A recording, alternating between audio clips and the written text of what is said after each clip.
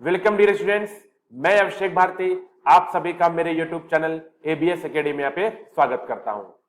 आज मैं आपके सामने एक नया लेक्चर लेके आया हूं जिसमें हम लोग एसएससी जेईई मेंस के कुछ क्वेश्चंस को करेंगे।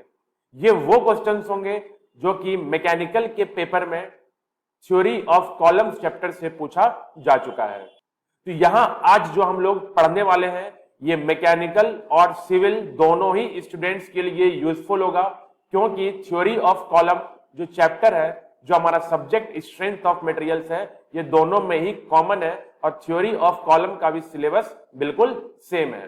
तो लेक्चर को स्टार्ट करने से पहले अगर आप मुझसे जुड़ना चाहते हैं, मुझसे कांटेक्ट करना चाहते हैं, तो मेरे Facebook page ABS academia EDU, मेरे दूसरे फेसबुक पेज अभ्यास एकेडमी MDP को लाइक एंड फॉलो कर सकते हैं, जिनका लिंक्स वीडियो के डिस्क्रिप्शन बॉक्स में दे रखा है।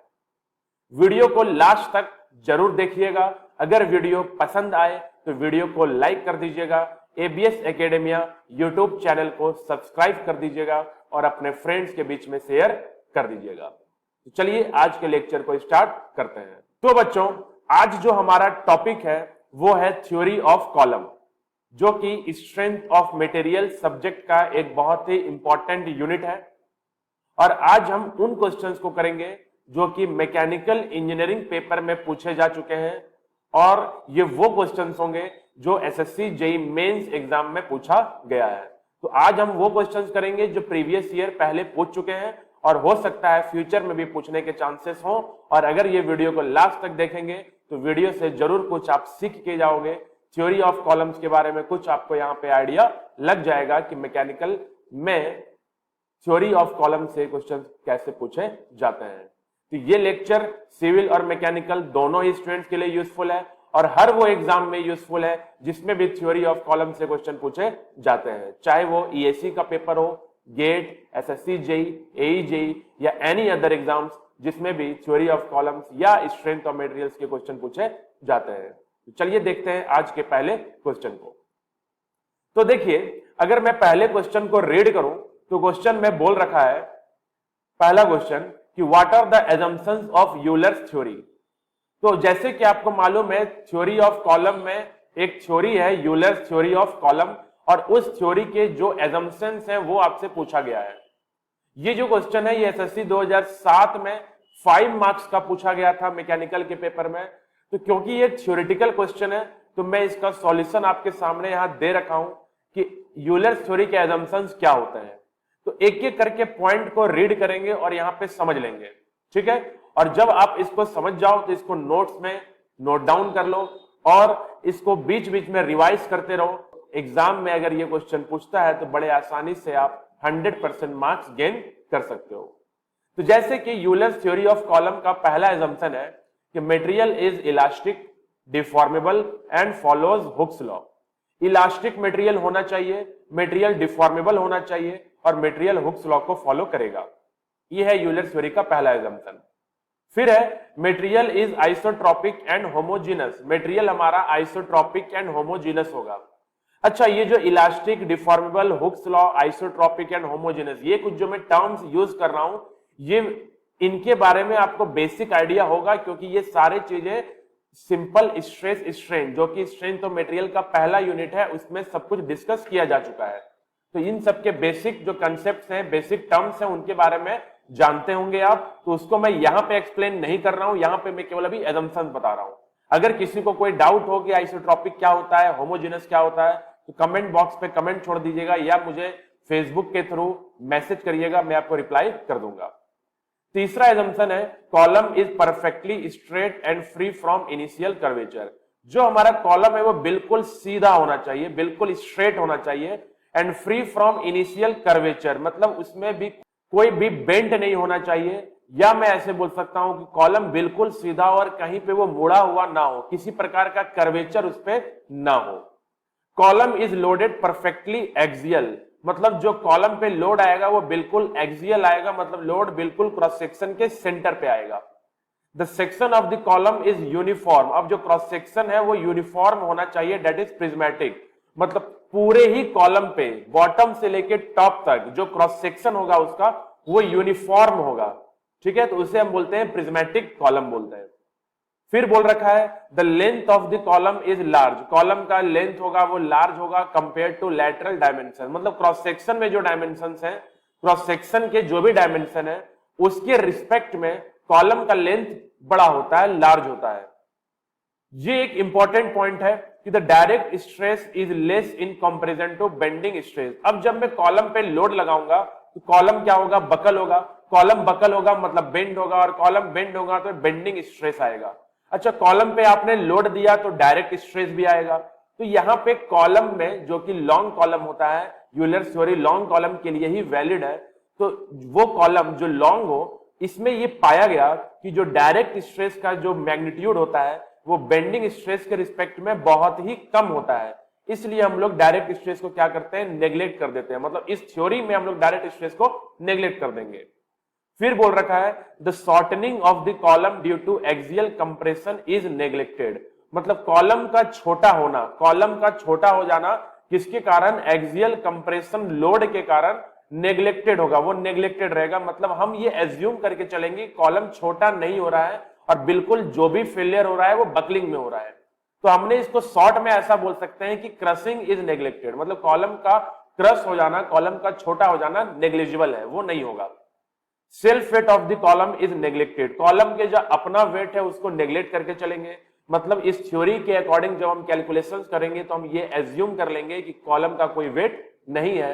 And the last point is very important, the column will fail by buckling only, column सिर्फ फेल किस में होगा, बकलिंग में होगा। तो इन सबके एजम्पशंस को अगर आप ध्यान दो तो दो चार पॉइंट यहाँ पे बहुत इंपॉर्टेंट है जो मैं आपको समझाना चाहता हूं कि ये जो यूलर्स थ्योरी होता है ये वैलिड होता है केवल लॉन्ग कॉलम के लिए, वैलिड होता है सिर्फ लॉन्ग कॉलम के लिए, और लॉन्ग कॉलम फेल होता है बकलिंग में। लॉन्ग कॉलम किसमें फेल होता है, बकलिंग में, और लॉन्ग कॉलम में क्रशिंग नेग्लिजिबल होता है। लॉन्ग कॉलम में जो कि यूलर्स थ्योरी के लिए है उसमें बेंडिंग स्ट्रेस को ही हम एज्यूम करके चलते हैं, डायरेक्ट स्ट्रेस को नेग्लेक्ट कर देते हैं, सेल्फ वेट को नेग्लेक्ट कर देते हैं, लोड जो भी होता है वो एक्सियल होता है, कॉलम बिल्कुल सीधा होता है, किसी प्रकार का कर्वेचर नहीं होता है, कॉलम लार्ज होता है, कॉलम शॉर्ट नहीं होगा। तो ये सारे एजम्पशंस हैं जो कि आपको यूलर्स थ्योरी में ध्यान रखना है। तो आई होप यूलर्स थ्योरी के एजम्पशंस आप बिल्कुल समझ चुके होंगे। मैं समझ सकता हूं कि हो सकता है आपको इनमें से 2 4 5 पॉइंट्स या प्रॉपर्टीज आपको नहीं मालूम हो, तो वो प्रॉपर्टीज जानने के लिए आप मुझे कमेंट करो, मैं आपको रिप्लाई कर दूंगा, या इन प्रॉपर्टीज को लेके मैं एक अलग वीडियो बाद में बना दूंगा। ठीक है, तो चलिए चलते हैं अगले क्वेश्चन पर। अब देखिए बच्चों, ये जो क्वेश्चन नंबर 2 है इसमें क्या बोल रखा है कि determine the Euler's crippling load, Euler's crippling load मतलब होता है buckling load, for a structural element of an I section 8 metre long that is used as with both end fixed, take E is equal to Young's modulus का value दे रखा है और I section का I x x value and I y y value आपको दे रखा है। ये जो पूरा क्वेश्चन है ये 2011 में 20 मार्क्स का पूछा गया है, 2011 में 20 मार्क्स का पूछा गया है। तो मैं इसको सॉल्व करने की कोशिश करता हूं। तो देखिए इसका सॉल्यूशन कैसा होगा। सबसे पहले ये यूलर्स क्रिपलिंग लोड पूछा है ना, तो Euler's crippling load long column के लिए होता है और लॉन्ग कॉलम का जो लेंथ है वो आपको क्वेश्चन में दे रखा है। तो गिवन है लेंथ आपका 8 मीटर, 8 मीटर को अगर मैं mm में लिखूं तो हो जाएगा ये 8000 mm, तो लेंथ मिल गया आपको 8000 mm। ठीक है, अब आपको मालूम है अगर आप यूलर्स थ्योरी पढ़ रखे हो तो उसमें 4 केस होते हैं, 4 एंड कंडीशंस होते हैं। इसमें से जो ये कंडीशन है ये बोथ एंड फिक्स्ड का प्रॉब्लम है। तो कंडीशन जो एंड कंडीशन है क्वेश्चन में जो एंड कंडीशन है वो दे रखा है both ends fixed, both end fixed, both ends fixed. और आपको मालूम है कि बोथ एंड फिक्स्ड का जो बकलिंग लोड का फॉर्मूला होता है, अगर मैं फॉर्मूला लिखूं बकलिंग लोड का या क्रिपलिंग लोड का, आप कुछ भी बोल सकते हैं, तो formula will be pi square E I min upon L by 2 का होल स्क्वायर, L बाई 2 का होल स्क्वायर। क्योंकि ये बोथ एंड फिक्स्ड है तो जो लेंथ होता है वो लेंथ बाई 2 हो जाता है, जो इसका इफेक्टिव लेंथ होता है वो लेंथ बाई 2 हो जाता है। तो इसी को मैं लिख सकता हूं 4 into pi square E I min upon length का स्क्वायर। ये आपका फॉर्मूला बन गया बकलिंग लोड का। अब एक बार गिवन डेटा को देखें तो देखिए 4 तो कांस्टेंट है, पाई भी कांस्टेंट है, पाई स्क्वायर का वैल्यू पुट कर लेंगे। ई आपको क्वेश्चन में दे रखा है 2 into 10 to the power 5, I mean है और लेंथ स्क्वायर है। देखिए लेंथ तो आपको 8 मीटर है जो कि 8000 mm हो गया, मतलब नीचे 8000 का स्क्वायर हो जाएगा। तो एक बात यहां पे है कि आई मीन की जगह मैं क्या लिखूं, आई मीन में क्या लिखूं? तो देखिए क्वेश्चन में दो आई दे रखे हैं। Moment of inertia about x axis दे रखा है 23426 सेंटीमीटर टू द पावर 4 और आई वाई दे रखा है 1388 सेंटीमीटर टू द पावर 4। तो बताइए इनमें से आई मिन कौन सा होगा? तो जी आई मिन मतलब होता है मिनिमम मोमेंट ऑफ इनर्शिया। तो एक्स एक्स और वाई में जो छोटा है तो छोटा कौन है जी? आई वाई छोटा है। तो हम इस आई मिन की जगह वैल्यू पुट कर देंगे आई वाई को। मतलब इस क्वेश्चन में आई एक्स एक्स का कोई काम नहीं है, वो केवल आपको कंफ्यूज करने के लिए दिया गया है। Just put the values. अब 4 पाई स्क्वायर यंग्स मॉडुलस आई वाई और लेंथ स्क्वायर की जगह 8000 का वैल्यू पुट करेंगे तो आपका बकलिंग लोड आ जाएगा। तो चलिए देखते हैं आंसर क्या आएगा। तो चलिए देखिए मैंने पाई स्क्वायर ई का वैल्यू पुट कर दिया 2 इंटू 10 टू द पावर 5। अब देखिए आई मीन यहाँ पे सेंटीमीटर का पावर 4 दे रखा है, तो मुझे इसको एमएम में कन्वर्ट करना होगा। तो 1 सेंटीमीटर को एमएम में कन्वर्ट करने के लिए 10 से मल्टीप्लाई करते हैं। तो यहाँ सेंटीमीटर का पावर 4 है, तो देखिए हम यहाँ 1388 को 10 की पावर 4 से मल्टीप्लाई कर दिए ताकि ये एमएम में कन्वर्ट हो जाए। और लेंथ तो एमएम में है ही, 8000 का मैंने वैल्यू पुट करा। जब इसको पूरा सॉल्व करा तो आपका आया लोड जो आया वो आ गया 1712376 न्यूटन। अब अगर इसको किलो न्यूटन में लिखना हो तो 3 डेसिमल पीछे चले जाएंगे तो आ जाएगा 1712.376 किलो न्यूटन। बस इतना ही करना है और ये क्वेश्चन में आपको फुल मार्क्स मिल जाते। तो 20 मार्क्स का क्वेश्चन था, बस एक फॉर्मूला लगाना था। तो यहां पे आप इस क्वेश्चन से समझ सकते हैं कि बड़े आसानी से हम यूलर्स क्रिपलिंग लोड के फॉर्मूला को यूज करके हम आंसर्स निकाल सकते हैं। तो चलिए चलते हैं अगले प्रश्न पर। चलिए देखिए क्वेश्चन नंबर 3 को रीड करिए। तो बोल रखा है right the assumptions made in Euler's column theory and defined slenderness ratio. तो देखिए assumptions ऑफ यूलर्स थ्योरी तो हम लोग पहले क्वेश्चन में देख ही चुके हैं, तो सेम assumptions में यहाँ पे पूरा लिख रखा हूं। तो assumptions में आपको फुल मार्क्स मिल जाएंगे, जो भी मैं पहले बता रखा हूं बस उसको नोट डाउन करिए। एक नया क्वेश्चन यहाँ पे आ गया defined slenderness ratio. Slenderness ratio क्या होता है उसको समझते हैं। देखिए स्लेंडरनेस रेशियो क्या होता है? It is the ratio of effective length of a column to the least radius of gyration of its cross section. तो स्लेंडरनेस रेशियो को हम एस और लैम्डा से डिनोट करते हैं, और जो स्लेंडरनेस रेशियो होता है वो कॉलम का इफेक्टिव लेंथ जिसको हम एल ई से डिनोट करेंगे, और लीस्ट रेडियस ऑफ गायरेशन जिसको हम के मीन से डिनोट करते हैं। तो कॉलम का इफेक्टिव लेंथ और कॉलम के क्रॉस सेक्शन का जो लीस्ट रेडियस ऑफ गायरेशन होगा, इन दोनों का रेशियो स्लेंडरनेस रेशियो होता है। और जो लीस्ट रेडियस ऑफ गायरेशन होता है उसे हम अंडर रूट आई मीन मतलब minimum moment of inertia upon cross sectional area बोलते हैं। तो मतलब इस क्वेश्चन में अगर आपको डिफाइंड स्लेंडरनेस रेशियो बोला है तो आप इसको डेफिनेशन के फॉर्म में लिख दोगे और स्लेंडरनेस रेशियो का एक फॉर्मूला दे देंगे। तो अगर इतना आप कर देते हो तो क्वेश्चन में आपको 15 मार्क्स फुल मिलते, क्योंकि क्वेश्चन में एजम्पशन पूछा है, आपने सारे एजम्पशन को लिख दिया पॉइंट वाइज और स्लेंडरनेस रेशियो को हमने डिफाइन भी कर दिया। तो आई होप यहां तक आपको सारी बात समझ में आ रही है। तो चलते हैं अपने अगले क्वेश्चन पर। अब देखिए क्वेश्चन नंबर 4 को रीड करेंगे। Explain the assumptions made in Euler's column theory and how far the assumptions are valid in practice. ये जो क्वेश्चन है ये एसएससी जेई 2018 में 15 मार्क्स का पूछा है। तो यहां पे आप क्या देख रहे हैं कि मैकेनिकल के पेपर में कॉलम से 4 ही क्वेश्चन आज तक पूछा ही गया है मेंस के पेपर में, और उनमें से 3 क्वेश्चंस एजम्पशन से रिलेटेड है और एक न्यूमेरिकल है, वो भी बहुत ही छोटा सा है। तो मतलब आपको कॉलम में एजम्पशंस, यूलर्स के एजम्पशंस पे तो खास ध्यान देने की जरूरत है और उनसे रिलेटेड कुछ अलग अलग बातों को भी ध्यान रखना है। अब जैसे इस क्वेश्चन में थोड़ा सा चेंज क्या हो गया, देखिए एजम्पशंस तो सारे वही होंगे जो मैंने एजम्पशंस आपको पहले क्वेश्चन में कराया, सेम एजम्पशंस में यहां भी लिख रखा हूं, तो एजम्पशंस तो वही होंगे।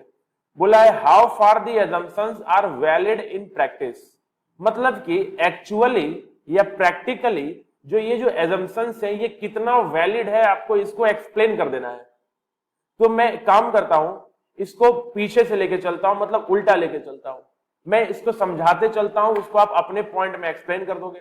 जैसे कॉलम लिखा है will fail by buckling only, क्या ये पॉसिबल है? क्या कॉलम कभी सिर्फ बकलिंग में फेल तो होगा नहीं, हो सकता है कॉलम में थोड़ा बहुत क्रशिंग भी हो, क्योंकि कंप्रेसिव लोड है तो क्रशिंग भी होगा। तो मैं सिर्फ बोलूं केवल बकलिंग में फेल हो, ये प्रैक्टिकली पॉसिबल नहीं है। 1% ही सही, लेकिन क्रशिंग फेलियर के भी चांसेस हैं, तो उसको नेग्लेक्ट कर दिया गया है, तो ये प्रैक्टिकली पॉसिबल नहीं है। उसके बाद बोला है self weight of the column is neglected. अच्छा, लोड को हमने नेग्लेक्ट किया है, लेकिन ऐसा एक्चुअल प्रैक्टिकली तो होगा नहीं। कॉलम हेवी वेट कंपोनेंट है, अच्छा खासा उसका खुद का वेट होगा, तो खुद का लोड भी बहुत होगा, तो उसको हम नेग्लेक्ट प्रैक्टिकली नहीं कर सकते हैं। फिर बोला है the shortening of column due to axial compression is neglected, मतलब क्रशिंग इज नेग्लेक्टेड। तो क्रशिंग को नेग्लेक्ट कर दिया गया है थ्योरी में, बट प्रैक्टिकली वो नेग्लिजिबल नहीं है। फिर बोला है the direct stress is less in comparison to bending stress, hence direct stress is neglected. Again हमने एक डायरेक्ट स्ट्रेस को नेग्लेक्ट किया है, जो कि प्रैक्टिकली नेग्लेक्ट नहीं होगा, उसे भी कंसिडर करना चाहिए। The length of the column is large, ये तो ठीक है। Section of the column is prismatic, ये भी चलेगा। The load is perfectly axial, अब देखिए क्या जरूरी है कि लोड पूरा का पूरा एक्सियल ही हो, लोड इसेंट्रिक भी हो सकता है, लोड सेंटर से दूर भी हो सकता है। उसके बाद बोला है the column is perfectly straight and free from initial curvature, कोई जरूरी नहीं है कि कॉलम बिल्कुल पूरी तरीके से स्ट्रेट हो, उसमें कर्वेचर भी हो सकते हैं। उसके बाद फिर ये सब तो बेसिक एजम्पशंस हैं, ये तो फॉलो होगा ही।